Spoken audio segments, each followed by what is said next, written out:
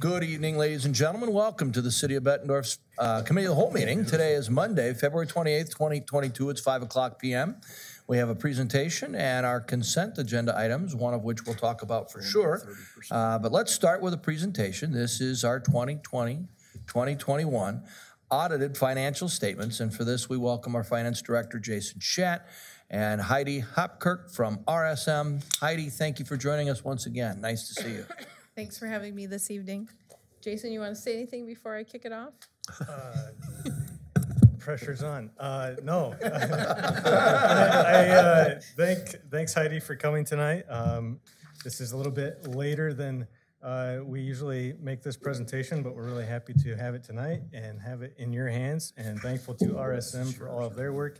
Thankful to finance staff, Calissa and Julie, I think are here for their work on the audit. So with that, I'll let Heidi take it away. All right. Thanks, Jason. Thanks for having us this evening. I have a short presentation to summarize some of the information that's included in the audited information that you're provided in much more detail. And at the end, I'll open it up for any questions you may have for me also. But before I do that, I want to also thank Jason and his department for all their efforts of the audit and everyone else throughout the city that provides us information. We couldn't complete the audit without all of their assistance. So I have a short agenda, the Auditor Communications, some summarized June 30th, 2021 financial performance information, and then we'll go over the Government Auditing Standards letter and results. So first, our Auditor Communication. We audit under a couple sets of auditing standards when we look at your financial statements. The first are those generally accepted auditing standards, and then we also look under Government Auditing Standards, and that's what we perform our audit procedures under. As a result of those, we were able to give an unmodified or clean opinion over the financial statements that tells you that they are materially correct. And we'll go over the results of the Government Auditing Standards in a later slide where we look at your internal controls and compliance related to the financial statements. The city did adopt a new GASB standard. Those are the accounting standards that the city finance department follows. They changed the definition of fiduciary activities. So while it did not have a material impact to the financial statements, there's some presentation differences. There were fiduciary funds in the past that were recorded as agency funds. A couple of them stayed as fiduciary activities because they met the new definitions, and they're now called custodial funds. And then a couple of them no longer met that new definition and moved into the governmental funds. Not a material impact, but just in case you're someone who compares the 2 years, you will see a little difference in presentation there. There are management, judgment, and estimates that are included within your financial statements as part of our audit process. We perform procedures over those estimates that are significant. And through our independent audit procedures, which sometimes we rely on third parties to assist us with that, we found that all of the estimates were reasonable and had no concerns there.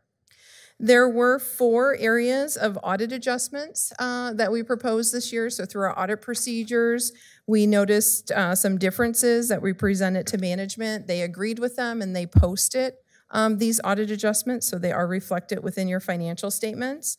There was one related to accounts payable cutoff. Also some net pension liability and the related deferred items related to the municipal police and fire that had to be adjusted to agree to the actuarial calculation. There was some crossover debt that the difference between different types of refunding debt require different accounting entries. So they had accounted for the debt, just not as a crossover. So there was some leaving the debt on the books and then also recording an escrow account. And then also the local option sales tax, the true-up payment you received from the state in November was higher than the city had estimated. So we proposed a journal entry there. There were no uncorrected misstatements, so everything that we found that had a difference that was more than trivial, the city did record those and we saw no other differences. There were no significant issues that were discussed with management, nor did we have any disagreements with them. We're not aware of consultations with other accountants, nor did we encounter any difficulties in performing the audit. So with that, we'll look at some financial information. This first slide here is the revenue for all the governmental funds. This includes your general fund and those special revenue funds and capital projects and debt service.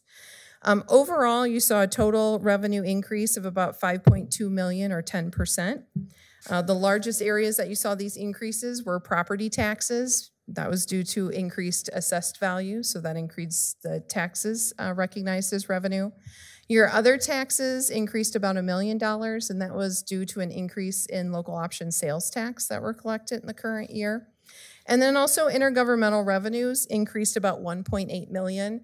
This is a category that holds your federal and any state grants that you receive, so that does fluctuate from year to year depending on the grant funding that's available to you and how it's spent and recognized.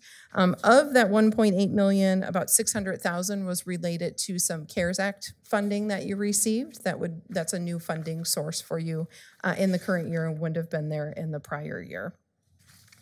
Looking at the expenditures for those same types of funds, you saw a decrease of about $600,000 or about 1%. And really, the couple categories, you saw an increase of public safety, about 900,000 or 7%, mainly due to salary and benefits.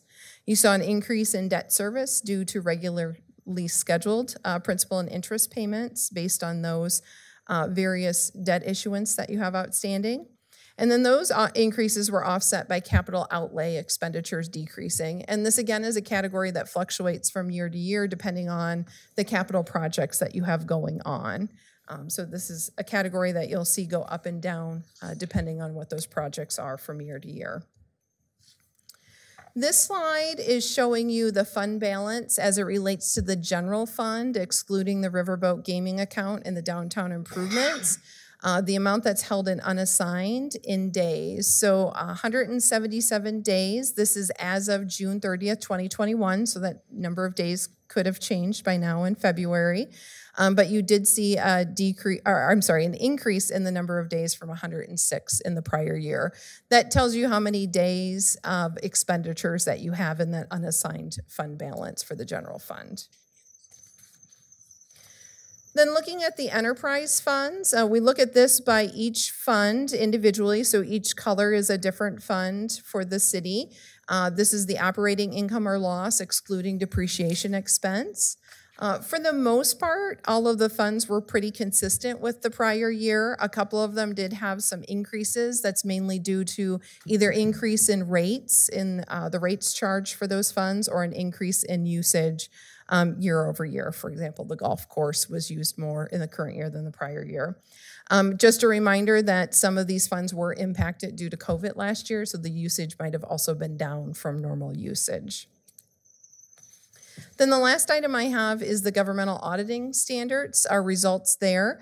This is where we look at the internal controls and compliance related to the financial statements. We did have a material weakness related to financial accounting and reporting this year, and that really related back to a couple of the journal entries I mentioned earlier. The journal entry related to the crossover refunding debt and the local option sales tax true-up entry. Those were larger dollar amounts, which made them material to the financial statements, but as I mentioned, those are reflected within the financial statements. Management did make the entry, but their process didn't find it, or audit procedures did. Other than that, we had no compliance findings that were reported or any other internal control deficiencies reported related to the financial statements. So with that, I would thank you for your time and attention and also open it up for any questions. Hey, Greg, let's start with you. Do you have any questions over the financial audit? No, sir. Okay. All right, looking left then, anybody? Lisa or Bill? Yes, Bill. I just want to commend Brian Schmidt. I see that your expenditures over the 2-year period were flat, so good job with that. Doing my best to keep the cost down, sir. Why'd you ask for 18 new employees? 'Cause I'm teasing you. You're doing a great job. I'm teasing you. Anybody over here with a question? Jason, the information you provided us in the email is the two things that Heidi just talked about. There's nothing else for council to be concerned with? No, Your Honor, I'd like to make a comment on both of those items, if you don't mind. Go right ahead. So with regard to the underestimate, of the sales tax revenue. If you recall, probably 8-10 years ago, Carol and I got aggressive with what we saw were the trends in the sales tax dollars. And based on that aggressiveness, we overestimated the sales tax. And so the following year, when it didn't come in as we had predicted, based on about a 5 or 8 year trend, we had to have a very similar remark, only we were short money at that point. In this case, I think we underestimated by $1.2 million, if I recall, on the good side. So having Jason underestimate those revenues for $1.2 million in our favor versus $1.2 million not in our favor, I think is a good thing. But I think the trigger point causes the information to have to be noted because it's above a certain threshold of dollars. So this was a good finding in some ways, but it shouldn't be at all something we should be worried about. And then the second, I think, correct me if I'm wrong, but that was over the definition of a crossover refunding, which I don't know that we've ever done a crossover refunding bond in my 32 years. So for us not to have everything perfect with a crossover refunding bond that we've never done before, again, it's up to the auditors to say it should have been classified differently, but we saved over $2 million on those crossover refunding bonds, so the city's better off by virtue of doing the crossover refunding bonds. The taxpayers are better off for that, but it's a notation that has to be made. So I just wanted to say that I understand we have to make those notations, but in both cases, they're very reasonable issues, and in fact, I think we feel better to be on the other side of the coin in some ways. If I could quickly add to the sales tax discussion, there is a method to our madness. The state promises to pay us throughout the year 95% of what they would expect to pay us. So then we just obviously take the remaining 5% and assume that that will be our true-up payment. That's exactly what we did this year, and we were surprised, as everyone was, to be off by just a little bit. The Department of Revenue this year has implemented some new software and some new methodologies, and they're telling us that their monthly payments will be more accurate throughout the year. So hopefully this is not an issue going forward, but I've talked with Heidi. We have some strategies that we can implement to make sure that this particular note is taken care of. Thank you, Jason. Thank you, Heidi. And Jason, thanks to your staff and as well as all the department heads. I know at the end here, you get all the financial burden, but they, through the year, have provided you information, and at the end of the year, I'm sure, provide you some others. So I appreciate everybody's diligent work, and we look forward to continuing our relationship with you, Heidi, and the great work of RSM. Thank you. Thank you for having me. All right. Any operational item on tomorrow night's agenda any particular council member would like to discuss at this time? Seeing none, let's move over to our consent agenda item. This is a site development plan for 3200 Ridge Point, submitted by Bill DeSuit, Mark Hunt. Consent item L. Thank you. Presentation real quick here.